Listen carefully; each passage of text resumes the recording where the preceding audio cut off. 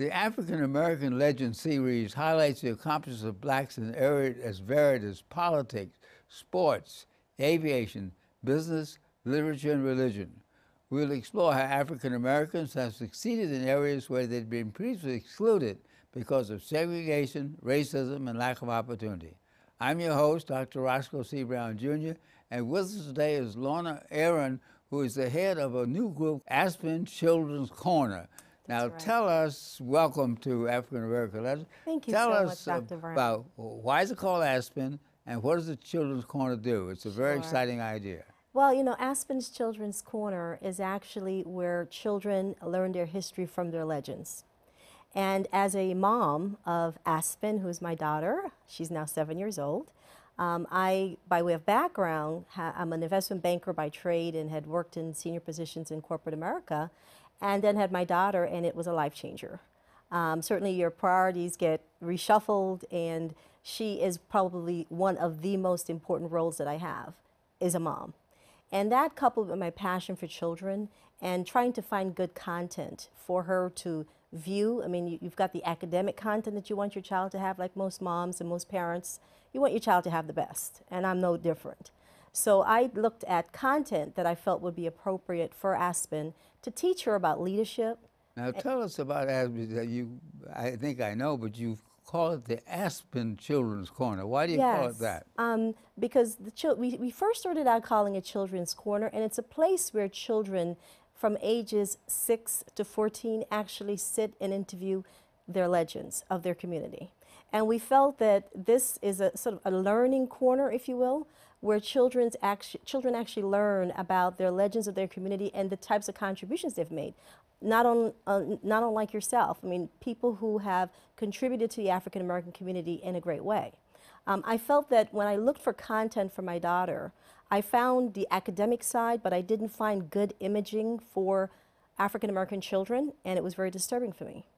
So I set out to change that and to come up with a concept and a program that would actually teach our children about people like yourself. Mm-hmm. And you call it Aspen because that's related and I to called your it family? Aspen, yes, it's because Aspen is my daughter, and she's a complete miracle child.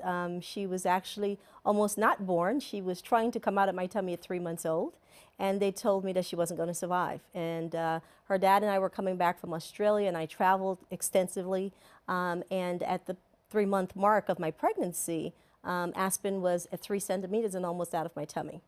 I was hospitalized for 4 months, and she made it due to God and prayers, I like to say. So she's a complete miracle child. And in thinking about Children's Corner, first we thought about the content of having children have positive imaging of themselves with people and legends that look like them.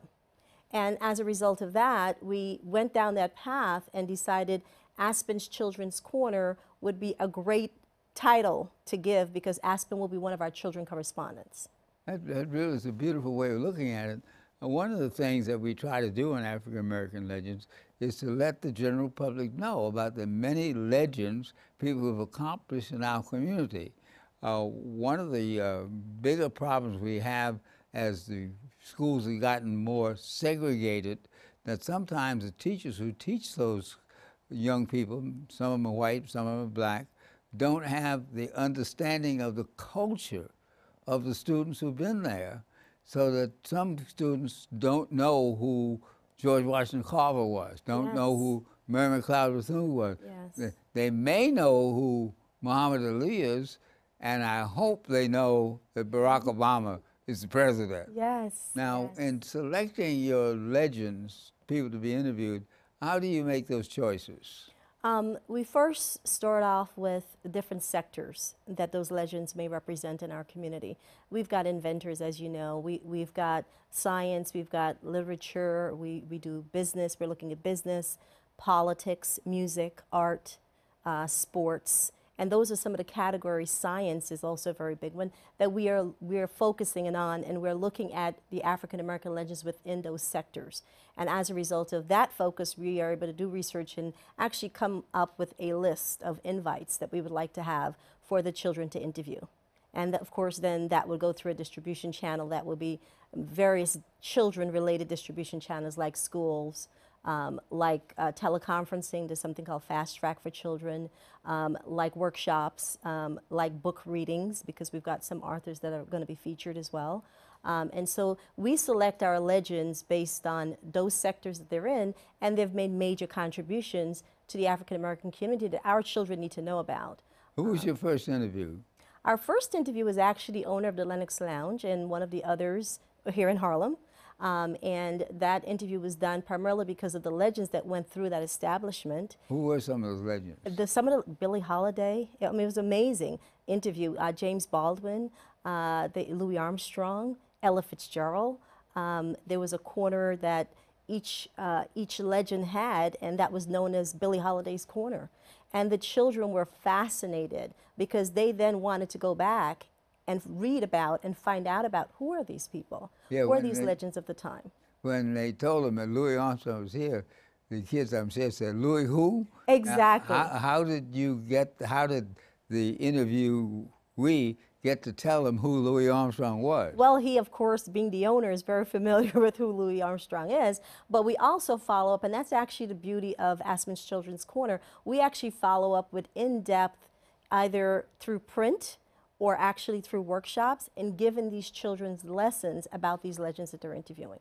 So there are different workshops that we're going to be doing that not only feature the legend and the televised version of the interview, but would also teach the children about who this person is, an in-depth view of that person. Our children's got to get beyond just knowing about Martin Luther King, which is a legacy within itself, and his life is a legacy within itself, but we want them to get beyond just knowing about the Martin Luther King and just knowing about, you know, the Abraham Lincoln. We want them to know about our legends in all the various sectors I mentioned. Well, it's an interesting thing you mentioned Louis Armstrong. Louis Armstrong's home in Corona is a National Historic Site, and they have a museum there. That's right. So you might want to take some of your young people. We are taking trips. That's exactly right. We're taking trips. As a matter of fact, we went to visit the Martin Luther King Monument in Washington, D.C. So part of having a membership within Aspen Children's Corner, the children will have a chance to go on trips, and there will be trips to these various places, one that you mentioned. Now, I imagine when those kids went to the Martin Luther King Memorial and they saw that big, beautiful figure of Martin Luther King, what do the kids really think about what Martin Luther King did, other than giving a great speech? How do they express that?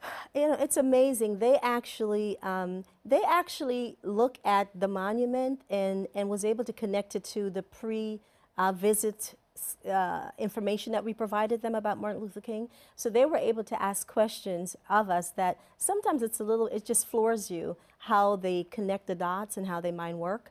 But they talked about, well, he made it possible for brown people to have a better life. He did it in a nonviolent way. And I thought that resonated with them for some reason, because one of our other interviews that we've done so far is John Lewis. Congressman Lewis. We went to the House of Congress, and they did a tour of Congress, and they sat with Congressman Lewis, and they talked about his journey with Martin Luther King and also some of the things that he experienced in the civil rights movement. And they were floored by the fact that people can be mean to him, but he still maintained his focus. They still maintained their focus, and they actually stuck to the nonviolent strategy that they had, and they were successful. And John is a remarkable interview. Yes, he loved the children. He talks about all of the things that happened to him without any apparent bitterness, but with an emphasis on moving ahead. Absolutely, He's absolutely. Really good. Now, how do you prepare your children to do the interviews? What kind of training do you give them, Sure. if any? We've got some, it's amazing what sponges these children are. I mean, they soak it up very quickly. So when we did John Lewis's interview, Congressman Lewis's interview, we actually did it in one take. The children did not have to, we did not have to stop the camera, it kept rolling. We had questions for them. We gave them the questions ahead of time. The parents are so involved, and the parents get them prepared with the questions. We have, of course, cue cards for them. So there were two children, typically there are two children interviewing the legend, and they would take alternating questions. So as one child was preparing for the next question, the other child was queuing up. And we did that interview in one take, and I was so impressed with them because these children are amazing. They're able to assimilate information a lot quicker than you would think a child that age is able to. Now, how do you select the children to do the interviews? Well, the children are typically children that we're aware of and children who expressed an interest. We actually saw one young man, we saw him with his mother, and we were going through the airport. And we can tell from the interaction with this mother that she was an exceptional mom that really cared about what her child gets exposed to. And based on that, we approached her and we said, you know, we're doing this program. And the child's name ended, the little boy ended up, his name is Prince. And I thought, how telling, how telling, because that mother and that child is now involved, and that child is a correspondent for Aspen Children's Corner. And so many of these children come from the network of people that we know. One child is actually one boy, the boy that interviewed Congressman Lewis, and actually the owner of Lennox Lounge. His grandfather was an ambassador to the U.S. from Guyana. His mom is with a major law firm, very petite African-American female in a major law firm here in New York. She was on the cover of the Wall Street Journal as the first African-American partner in that firm. So these are parents that are very involved, are looking for content, and there's an obvious void there. We don't have enough content for African-American children to see positive images of themselves.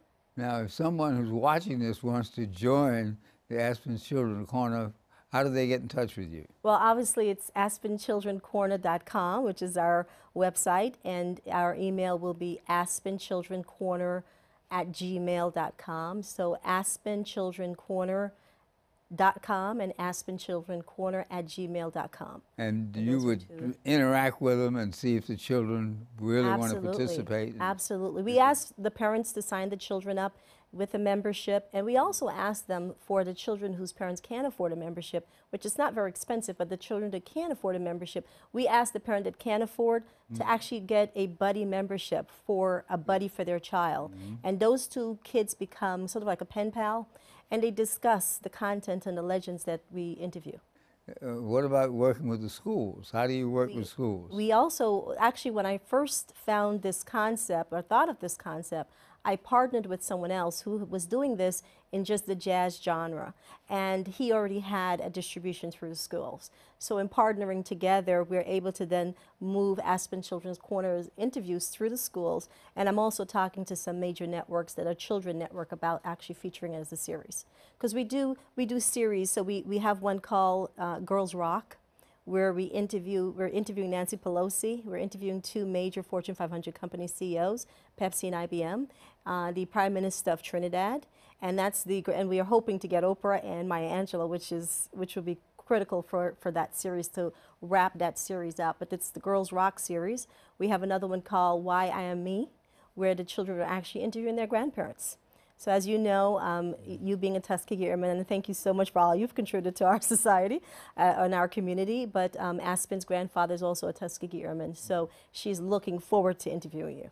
Well, actually, I've been interviewed many times by young people from schools, and it depends on the preparation that they get. Yes. Some are so much in awe they barely can call their name. But some will say, for example, I was interviewed a couple weeks ago about my Tuskegee Airman experience flying in the movie Red Tails. Yes. And the question they asked me, were you scared? Yeah. Now, see, that's a very good question. Yes, it is. They ask different questions. Children come from a different angle. I didn't think about being frightened, because when you're frightened, you get immobilized. Absolutely. I pointed out that I was anxious and alert, but I wasn't scared, because if I was scared, I couldn't do what I had to do. Right. And the kids understood that. Right. And then one kid asked, well, how did it feel to be fighting for a country when they were segregating you at home? Yes, Kids asked that question. And you wanted to go into combat. I mean, it's not something that they made available to you. This is something you wanted to do, and you did so much to actually protect the country. And this is something that you guys had a desire to do. And it's amazing to watch children when they hear of these unique set of character traits in people. that they're so fascinated. When we interviewed Congressman Lewis, they asked them, they said, well, was your mommy and daddy proud of you?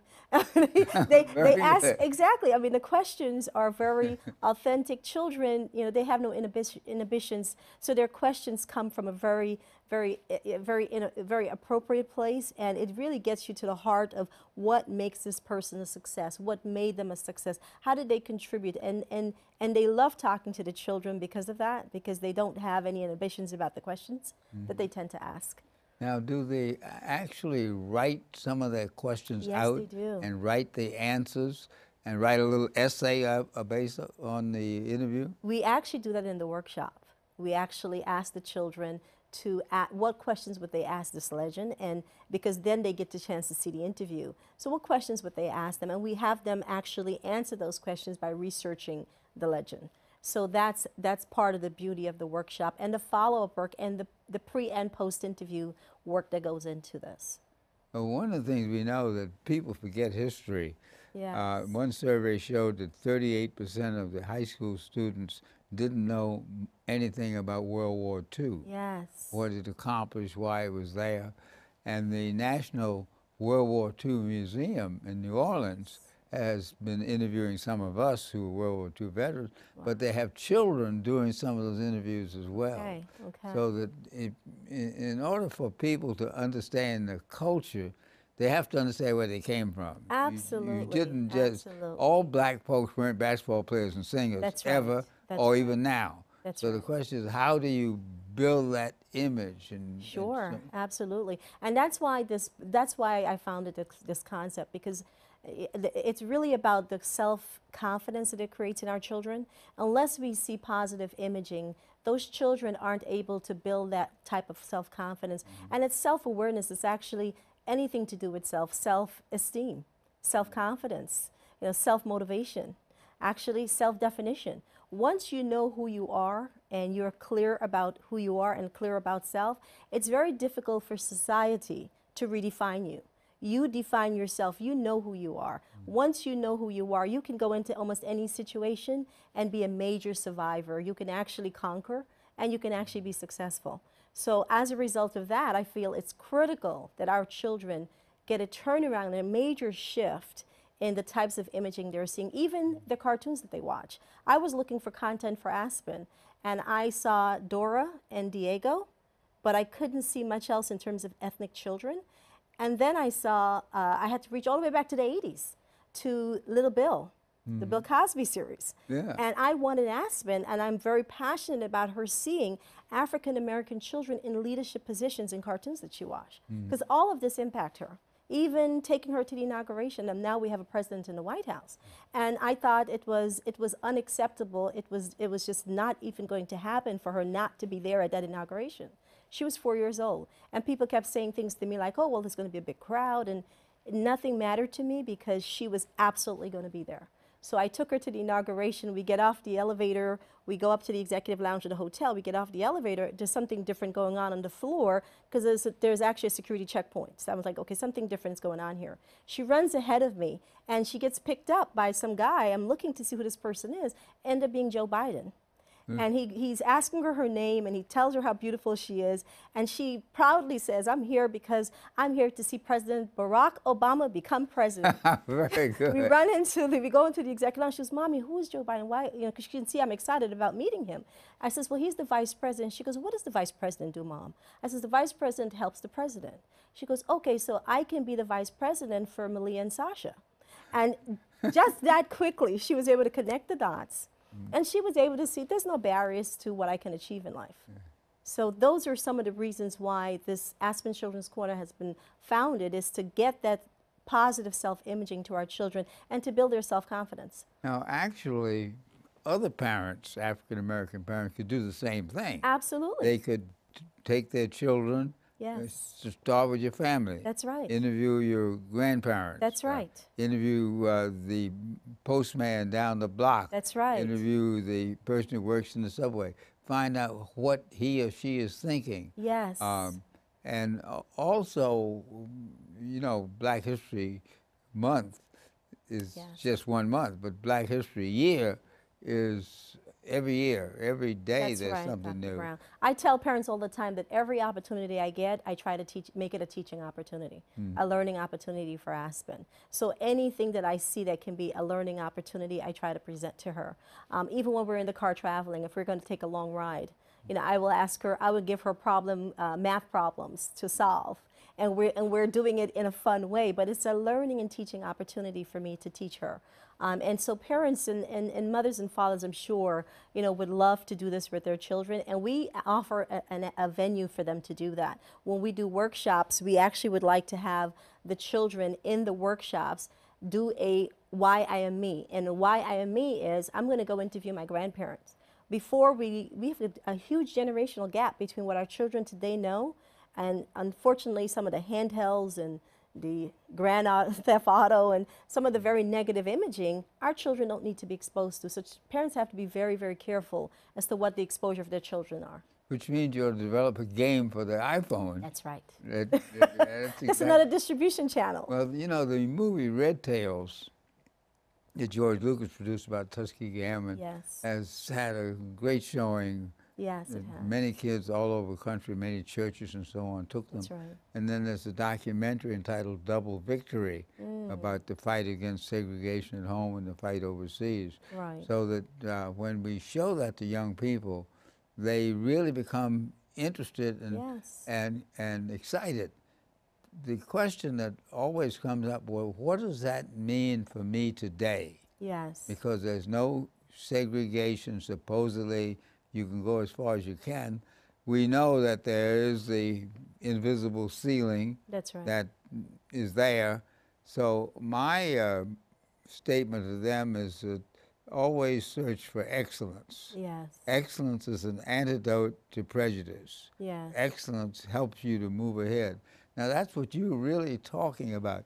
I don't know whether you use the word excellence, but what are some of the key words you teach your young people about the black experience? Well, I teach them that there are no barriers. They have to think limitlessly. Right. And actually, you know, their DNA doesn't have any barriers, and that really stems from me being. I was actually born in Guyana, and growing up as a very young child before I came to the U.S. and I'm an American citizen, I've been here for quite a while.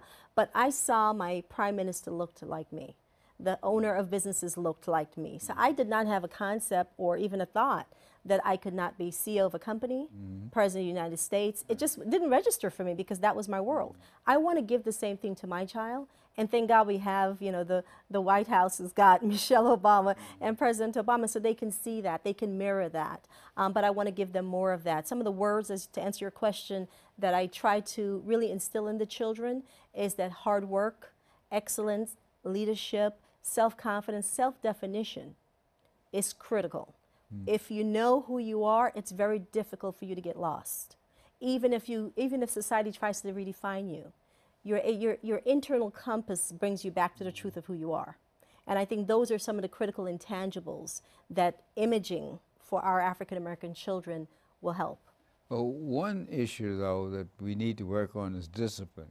Yes. Success is based on hard work and staying after it. Yes. And because of the movies and the television and so on, everybody thinks you become a star by going on American Idol and you're going to be rich and so on, or playing basketball. Clearly, there are millions more jobs in science and technology and communications. So how do you help to instill discipline? I am sure that when you prepare these young people for these interviews, you tell them, look person straight in the eye, make sure you've done your homework and you know what you're going to say, try not to stutter. Absolutely. But what else do you do to help young people learn discipline? I try to work on their focus. And by focus, I mean, if you're focused, there's a lot of noise, and I call it noise in the system, whether it be handhelds. I mean, kids spend hours on those handhelds, whether it be television. They have too much noise. What I try to instill in children is, in your daily walk, start with a to-do list. What do I want to do today? write it down. If you have a daily to-do list, it helps you to stay on task. It helps you to stay focused. And I do that a lot with young people that I mentor and high school students, and I mentor them to go into college and even college students. Write a to-do list every day. Have a sense of where you want to go with your day, how you want to spend your time. I don't allow I don't allow my child to spend but so much on television and so much television watching as well as handheld. Matter of fact, we spend every day after school, we're in the library for an hour and a half to 2 hours every day, including Fridays, because I want her to get that discipline of studying, that discipline of making that part of her habit. It's habit forming. And so those habits that you start with, and people thought, you know, well, you're very old fashioned, but quite honestly, I see the results, so it doesn't disturb me any. Again, getting back to knowing yourself. So I actually take her to the library after school every day, and we have that time. But you see, some parents are working, they can't do that. Sure. But that's where the after-school centers help. Thank you. After-school centers in the libraries, after-school right. centers and social organizations like the Mission Society or the PAL or the Y. Absolutely. So we need to broaden that concept. And I think as a result of our interview, many people will be contacting AspenChildren'sCorner.com. Yes. And yes. Trying to find out about what you do and maybe Sure. replicate it. Absolutely. Maybe you have a franchise, Aspen Children's Corner, exactly. 1, 2, 3, and 4. And the moms and the dads that can take their child to the library after school can take other children. They I tend to definitely have can. a carload of children everywhere I go, Yeah. because I realize that there are working parents, and there are parents who I work as well but don't have the flexibility that I have. That's So right. it's upon all of us to say, I'm going to grab as many kids as I can and give them that experience and exposure. Okay, well, thanks to Lorna Aaron, Aspen Children Corner, for this really outstanding discussion of what children can do when given the opportunity. Thank you, Lorna. Thank you, and thank you for having me, Dr. Brown. Good. We appreciate all that you do for our community, so please Very keep good. it going. All right, nice going.